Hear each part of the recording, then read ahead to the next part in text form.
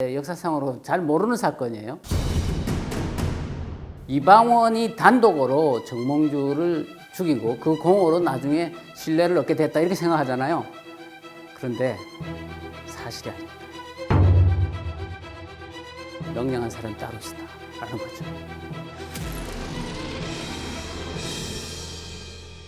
왜 이방원은 정몽주를 죽여야만 했을까? 이 얘기부터 좀 해보죠.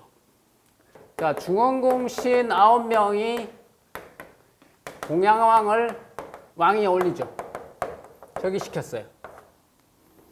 그런데 이 중원공신 9명은 두 파로 나눠져요. 이성계파와 정몽주파로 나눠지죠. 자, 이성계와 정몽주파는 사실은 정치적인 목적이 달라요. 이성계파를 이끌고 있는 여기 책사 역할을 하고 있는 이성계파에서 책사 역할을 하고 있는 사람 우리가 잘 알고 있는 정도전이에요. 흔히 말해서 조선의 설계사라고 하죠. 이 정도전이라는 인물이 이성계 밑에서 책사 역할을 하고 있는데 이 정도전이라는 인물이 주장하는 것은 역성혁명이에요. 역성혁명이라는 건 뭐냐? 자, 역이라는 건 바꾸다는 거죠. 무역할 때 그 역자죠. 그 다음에 성이라는 건 성을 바꾼다는 거예요. 원래 왕조는 성이 똑같아야 될 거 아니에요? 그러니까 성을 바꾼다는 거예요. 성을 바꾸는 혁명이다 이 말이에요. 혁명이라는 건 우리가 그 가죽 핵자를 쓰고 그걸 바꿀 핵자라고 얘기하는데 우리가 가죽을 만들 때는 완전히 뒤집어 엎어가지고 무드질을 해서 만들잖아요. 그러니까 가죽을 만들기 위해서는 뭐예요? 짐승의 껍질을 완전히 벗겨가지고 다 뒤집어 엎어야만 가능한단 말이에요. 그게 이제 완전히 갈아엎는다는 뜻이에요. 그게 혁이에요. 그 다음 명이라는 건 뭐냐면 목숨이죠. 그러니까 완전히 갈아엎어서 목숨줄을 바꾸는 게 혁명이에요. 그러니까 역성혁명은 성을 바꾸고 그 다음에는 목숨줄을 바꾸는 이런 행위죠. 그게 역성혁명이에요. 그러니까 왕조를 바꾼다는 거죠. 네, 역성혁명이. 자, 그 역성혁명을 주장했어요. 왜 정도전은 역성혁명을 주장했느냐 하면 정도전은 더 이성계와 같이 지방 세력이에요. 봉화정씨거든요. 뿐만 아니라 검문세가 출신이 아니에요. 그러니까 머리도 뛰어나고 공부도 잘했지만 그 출신이 아니다 보니까 뭡니까? 줄이 없는 거예요. 동아줄이 없는 거예요. 그러니까 뭡니까?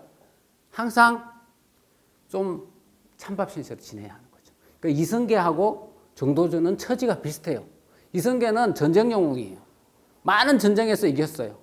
그런데 기껏해야지 동북면의 주요 장수로만 놔두고 이성계를 대접을 안 해주죠.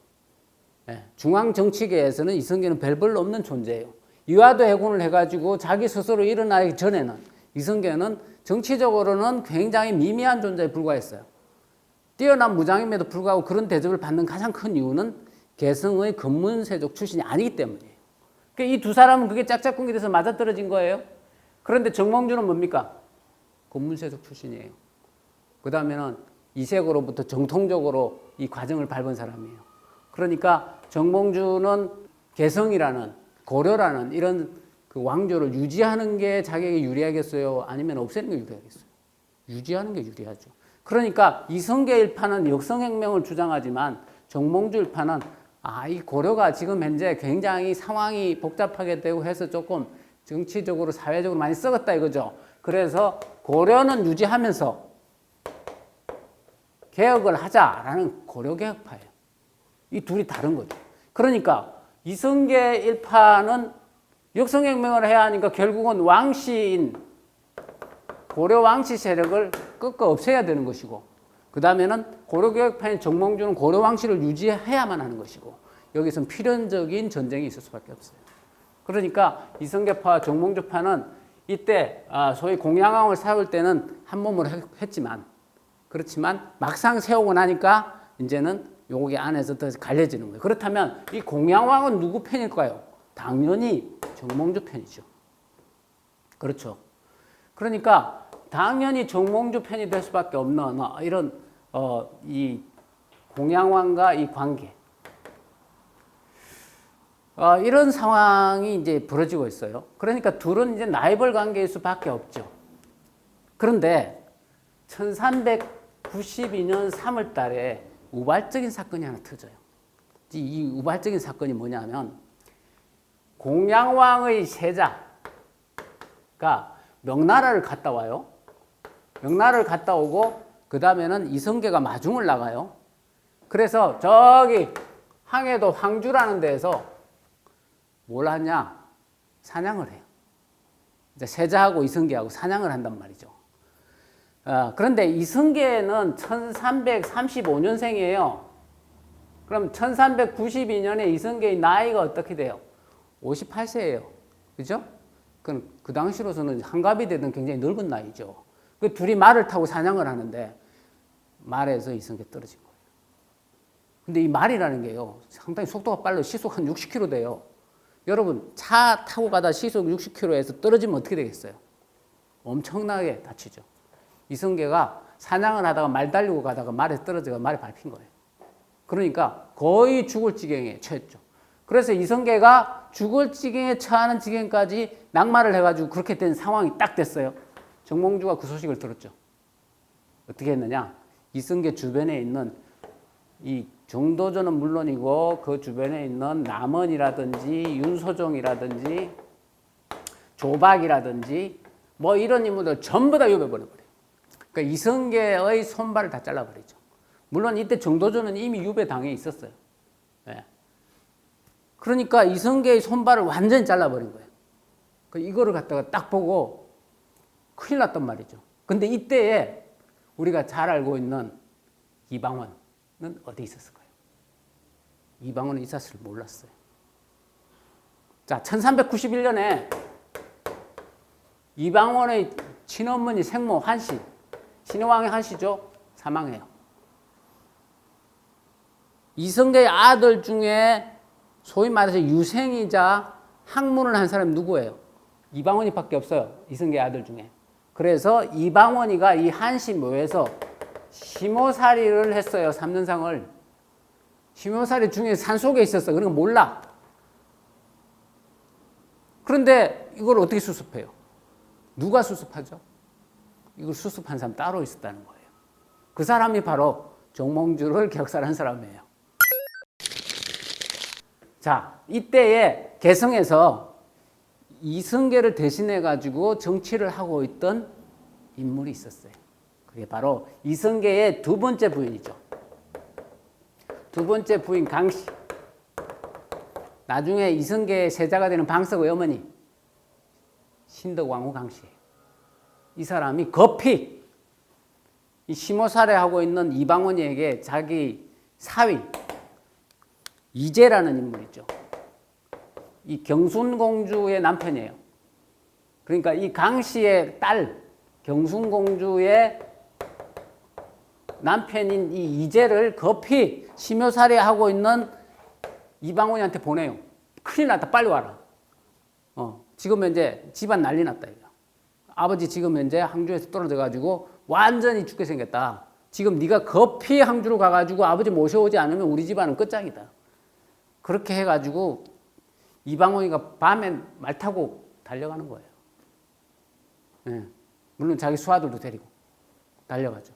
그리고 나서 거기에 들어누워 있는 그 자기 아버지 이성계를 말을 탈 수 없잖아요. 가마에 태워요. 가마에 태워가지고 밤새 가마꾼들 동원해가지고 밤새 싣고 오는 거예요. 개성으로. 네. 밤새 달려가지고. 그래가지고 밤새 달려가고 아침에 도착한 거예요. 근데 가마라는 게 말이에요. 그게 우리가 흔히 보면 그냥 타고 있으면 그냥 패날 줄 알죠. 가마는 굉장히 흔들려요. 그런데 그 사람이 완전히 떨어져가지고 허리가 다치고 엉망진창인 상황이잖아요. 근데 그런 완전히 중환자인데 그 사람 가마에 타고 온다고 생각해봐요. 거의 그 고통이 이루 말할 수 없어요. 그럼에도 불구하고 이성계가 상황을 인식한 거예요. 내가 지금 개성으로 돌아가지 않으면 우리 집안은 완전히 끝장이다. 그러니까 이방원이가 빨리 가야 됩니다. 지금 현재 전부 다 소위 말해서 아버지 동생들 전부 다 귀양 갔다고 끝장이라고 그래가지고 급하게 밤을 달려가지고 돌아오게 되죠. 그러고 나서 돌아오고 나니까 정몽주를 죽여야겠다는 생각을 한 거예요. 정몽주를 안 죽이고는 우리가 죽는다는 거예요. 정몽주가 우리가 흔히 알기로는 그냥 고려의 충신이고 뭐 그냥 학문에 뛰어나 이렇게 생각하죠. 정몽주는 대단한 정치적 모사꾼이에요. 네, 정몽주가. 그래서 정치적으로 상당히 교활한 사람이에요. 지금 정몽주가 살아남는 과정을 보면, 자, 이성계 일파가 위화도 해군을 했을 때도 동조했죠. 그 다음에는 또는 공양왕을 세울 때도 또 동조했죠. 그러고 나서 다시 공양왕과 결합해가지고 이성계를 치는 거예요. 그러니까 그 결합해가지고 치는데 그 자기 뒷세력을 누구로 삼냐? 이세계 제자들을 자기 뒷세력으로 삼아요. 그때는 또. 그러니까 정몽주는 우리가 알고 있는 그런 인물이 아니에요. 정몽주는 굉장히 교활하고 굉장히 노회한 정치인이에요. 그렇기 때문에 그 당시에 정몽주가 나이가 이성계하고 거의 동갑이기 때문에 60이 다 된 사람이에요. 그래서 이 정몽주를 어떻게 했든 죽이지 않으면 안 된다 그랬는데 그 정몽주를 죽이려고 노린 사람이 누구냐면 이 강씨예요. 강씨가 사람들을 동원하고 그리고 이방원을 빨리 동원해서 어쨌든 틈을 봐가지고 네 수하들 조용균이 뭐니 시켜가지고 기회 봐서 죽여라. 뭐 앞뒤 볼 것도 없다. 암살 계획을 세워요. 정몽주 암살 계획이죠. 근데 그 정몽주 암살 계획이 실패해요. 그런데 뜻밖의 일이 생겨요. 정몽주가 기대치도 않게 이성계한테 문병을 오는 거예요. 그것도 무사들도 데리지 않고 그냥 종놈 하나 데리고 헬렐 단신으로 오는 거예요. 그러니까 귀에다 이거예요. 정몽주가 선조교에 죽은 게 선조교가 그 정몽주 집 들어가는 길이에요. 그리고 그 쫓아가가지고 거기서 철퇴로 죽었는데 정몽주가 처음에는 내려치니까 피하고 말 타고 도망가요. 정몽주도 굉장히 말도 잘 타고 기민한 사람이에요. 그러니까 이 사람도 기백이 대단한 사람이야. 호랑이 굴인 줄 알면서도 이성계한테 가가지고 문병을 한다는 거예요. 그러니까 그리고 이성계가 어떤 상태인지 보러 온 거예요. 거의 다 죽었다 그러던데 어떤 상태인지 굉장히 배심이 센 사람이죠. 이 정몽주가. 그런데 그게 자기가 항천길로 가는 길인 줄 몰랐던 거예요. 설마 나를 암살하게 하겠냐, 나를 죽이게 하겠냐 이렇게 생각하고 간 거죠. 그런데 정몽주는 이성계는 그럴 인물이 아니에요. 그렇게 하지 않아요. 자기가 정 안 되면 군대를 동원해가지고 그걸 제압하려는 그런 성향을 가졌지 몰래 죽이는 암살을 할 사람이 아니란 말이지. 이성계는 굉장히 그런 거에 대해서 강한 가치관을 갖고 있는 사람이에요. 그런데 이 강씨나 이방원은 그런 사람이 아니에요. 어떻게 해든 간에 자기의 목표를 달성하기 위해서는 암살이라도 해야 되는 사람이에요.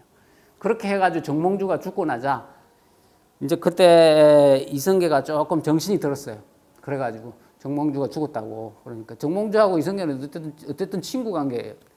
그래가지고 이성계가 화를 무섭게 내면서 네가 어떻게 네가 유학을 한 놈이고 학문을 한 놈이 어떻게 그런 짓을 할 수가 있냐? 네가 선비로서 그게 맞는 말이냐? 막 엄청나게 뭐라 그래요. 그러니까 이방원이 뭐라 그러냐면 어머니 왜 가만히 계세요? 날 변명해 주지도 않고 그렇게 해요.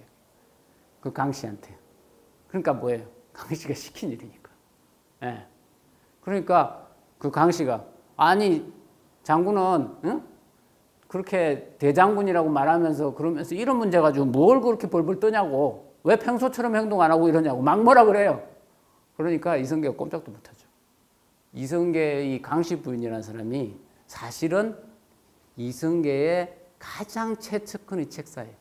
실제로는 위화도 해군이라든지 이성계의 여러 가지의 부분에 조언한 사람이에요. 왜 그러냐면 이 강씨가 나중에 죽은 뒤에 이성계가 뭐라 그랬냐면은 나의 가장 가까이 있었던 보좌요 책사요 이렇게 말해요. 그래가지고 너무나 내가 왕이 되고 나라를 세우는 과정에서 아주 많은 도움을 줬다라고 실질적으로 그런 말을 이성계가 했단 말이에요.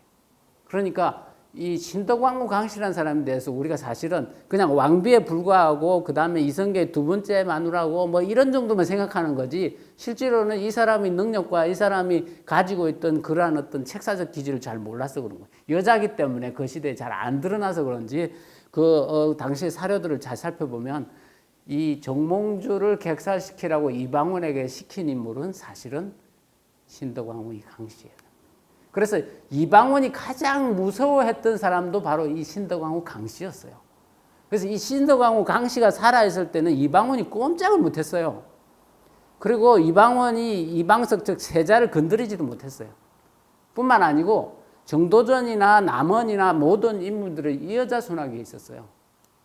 그러니까 대단한 사람이죠. 그 한나라의 그 유방을 한나라를 세운 유방의 안에 여후 있잖아요. 그만큼 기백이 대단한 여자예요.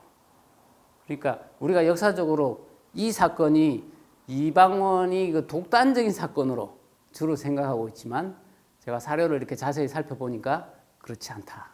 그래서 실질적으로는 정몽주를 척살한, 즉 이방원에게 정몽주를 척살하라고 명령하고 그것을 계획하고 시킨 인물은 바로 이성계의 두 번째 부인이자 조선 최초의 왕비였던 신덕왕후 강씨였다는 거죠.